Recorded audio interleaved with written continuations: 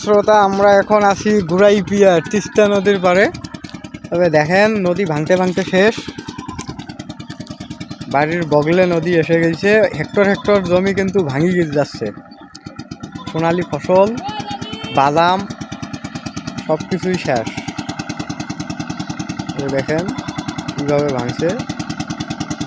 এই যে বাড়ি, এই যে নদী, এই যে বাড়ি, এই যে নদী। আপনাদেরকে এখন বুঝানো আমার শেষ যে এই যে বাড়ি, এই যে নদী, মানে বাড়ির সাথেই নদী আর ফসলের জমি জমা করছে।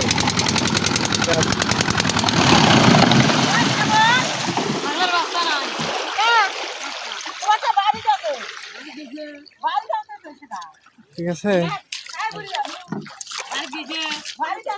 আমরা দেখবো। আসসালামু আলাইকুম দাদা, এই নদী ব্যাপারে কিছু কন।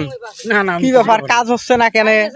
এই জমি জমায় যে বাদাম, দর্শক আপনারা দেখেন এই যে সুন্দর বাদাম, এই বাদামি জমি অর্ধেক বেশি অর্ধেক নদীতে। এখন এই দাদা আমাদের এই নদী ব্যাপারে কিছু করবে। কিছুই কর না। এই যে আবাদি জমি, এই আমার নানু হয়, এনার আবাদি জমি নাই, অথচ এনাদের বাদাম খালি বাদাম বাদাম কাম যা আবাদ পিয়ে যা আছে সব শেষ। তাহলে এখন এই গুড়াইপিয়ার লোক অসহায়।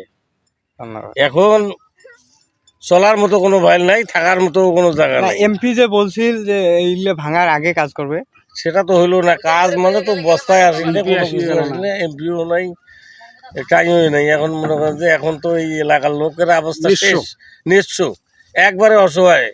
এরা যে থাকবে কোথায়, যাবে কোথায়, খাবে কি, কোথাও মানে কোনো ভাইল নাই, অনাশ্রয়, আশ্রয় নাই। দর্শক শ্রোতা, আসলে আমাদের এলাকার পরিস্থিতি খুব ভয়ানক। আপনারা দেখেন, নিজেরাই দেখেন, এই যে আবাদি জমি, এই যে তারপরে হচ্ছে বাদাম, ভুট্টা, তারপরে পাট ক্ষেত, ঠিক আছে, আরও তো অনেক জমি জমা চলে গেছে। এই যে বাড়িতে এখন নদী ধরবে। তো এই সময় যদি আমরা বস্তা না পাই, এমনিতে গুড়াইপিয়ারের মানুষ অসহায়, আরও অসহায়। তো আমরা চাবো যে উপজেলা প্রশাসক এবং পানি উন্নয়ন বোর্ড আমাদের দিকে ভালোভাবে একটু দেখবে। আল্লাহ হাফেজ।